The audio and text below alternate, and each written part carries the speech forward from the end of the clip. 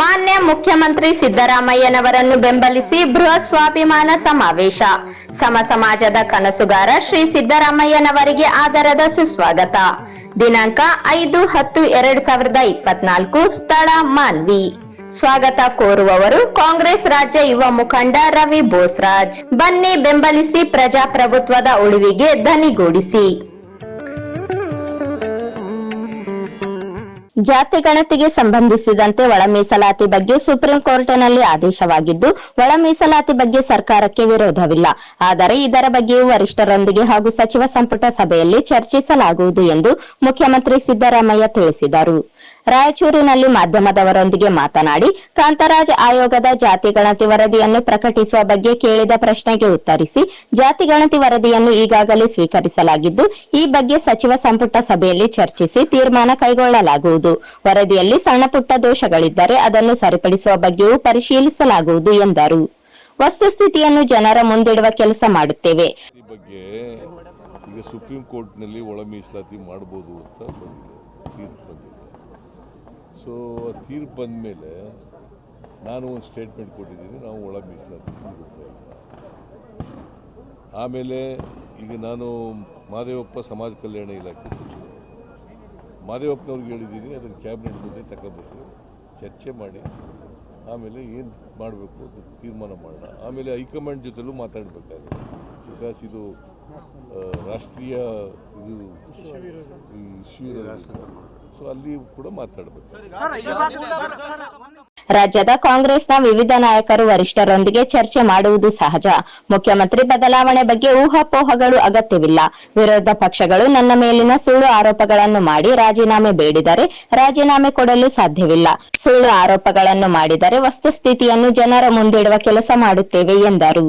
ಮುಖ್ಯಮಂತ್ರಿಯವರನ್ನು ಬೆಂಬಲಿಸಿ ಮಾತನಾಡಿದ ಬಗ್ಗೆ ಪ್ರತಿಕ್ರಿಯೆ ನೀಡಿ, ಅವರು ಜೆಡಿಎಸ್ ಪಕ್ಷದ ಕೋರ್ ಕಮಿಟಿ ಅಧ್ಯಕ್ಷ ಸ್ಥಾನದಲ್ಲಿದ್ದು ಮೂಡಾದ ಸದಸ್ಯರು ಆಗಿದ್ದಾರೆ. ಅವರು ಸತ್ಯ ಹೇಳಿರುವುದರಲ್ಲಿ ತಪ್ಪಿಲ್ಲ. ಈ ಪ್ರಕರಣದ ವಿರುದ್ಧ ವಿರೋಧ ಪಕ್ಷದವರು ಪಾದಯಾತ್ರೆಯನ್ನು ನಡೆಸುವುದು ಬೇಡ ಎಂದವರಲ್ಲಿ ಜಿಟಿ ದೇವೇಗೌಡರು ಒಬ್ಬರು ಎಂದರು. ವಿರೋಧ ಪಕ್ಷದ ನಾಯಕರಾದ ಆರ್ ಅಶೋಕ್ ಅವರ ಮೇಲೆ ಎಫ್ಐಆರ್ ಆಗಿರುವುದರಿಂದ ತಾನು ರಾಜೀನಾಮೆ ನೀಡಲು ಸಿದ್ಧ. ಸಿಎಂ ಅವರು ರಾಜೀನಾಮೆ ನೀಡಲು ಎಂದು ಹೇಳಿರುವ ಬಗ್ಗೆ ಉತ್ತರಿಸಿ, ಅವರು ಮೊದಲು ರಾಜೀನಾಮೆ ನೀಡಲಿ. ಜಮೀನು ಖರೀದಿ ಪ್ರಕರಣಕ್ಕೆ ಸಂಬಂಧಿಸಿದಂತೆ ಅವರು ಮೊದಲು ರಾಜೀನಾಮೆ ನೀಡಲಿ ಎಂದರು.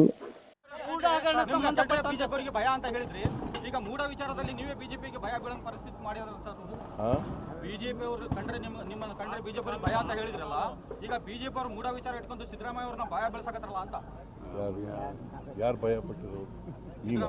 ನೀನಾ ನೀನೇ ಭಯ ಪಡ್ತೀನಿ? ನಾನು ಯಾವ ಬಿಜೆಪಿಯವ್ರಿಗೂ ಭಯ ಪಡಲ್ಲ, JDSನವ್ರಿಗೂ ಭಯ ಪಡಲ್ಲ. ತಪ್ಪು ಮಾಡಿದ್ರು ಭಯ ಪಡೋದು? ನಾವು ತಪ್ಪೇ ಮಾಡಿಲ್ವಲ್ಲ. ಈಗ ಎಲ್ಲಾದರೂ ಕೂಡ ಸಿದ್ದರಾಮಯ್ಯ ತಪ್ಪು ಮಾಡಿದ್ದಾರೆ ಅಂತ ಹೇಳಿದಾರ? ಮತ್ತೆ ಯಾಕೆ ಭಯ ಪಡಬೇಕು? ತುಂಗಭದ್ರಾ ಜಲಾಶಯ ಹಾಗೂ ನವಲಿ ಜಲಾಶಯದ ಬಗ್ಗೆ ಶಾಶ್ವತ ಪರಿಹಾರ ಒದಗಿಸುವ ಕುರಿತು ಪತ್ರಕರ್ತರ ಪ್ರಶ್ನೆಯ ಬಗ್ಗೆ ಉತ್ತರಿಸಿ, ಜಲಾಶಯದಲ್ಲಿ 133 ಟಿಎಂಸಿ ನೀರು ಸಂಗ್ರಹ ಸಾಮರ್ಥ್ಯವಿದ್ದು, ಪ್ರಸ್ತುತ 102 ಟಿಎಂಸಿ ನೀರು ಸಂಗ್ರಹವಿದೆ.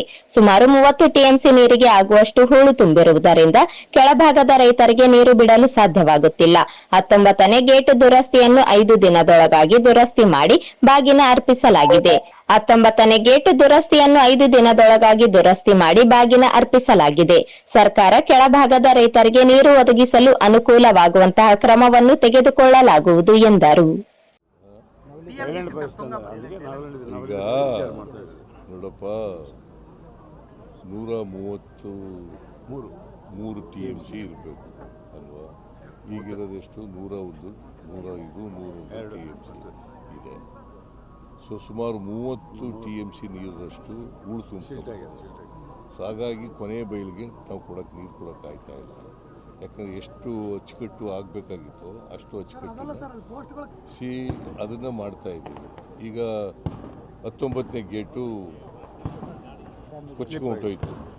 ತಕ್ಷಣ ಮಾಡಲಿಲ್ವ ನಾವು? 5 ದಿನದಲ್ಲಿ ಮಾಡೋದು. ನೀರು ಹೋಗ್ಬಾರ್ದಾಗಿ ತಡೆ ಹಿಡಿದು, ಗೊತ್ತಾಯ್ತಾ? ಈಗ ಡ್ಯಾಮ್ ತುಂಬಿದೆ, ಬಾಗಿನ ಅರ್ಪಿಸಿದ್ದೀವಿ ಮೊನ್ನೆ. ಸೊ ಅದಕ್ಕೆ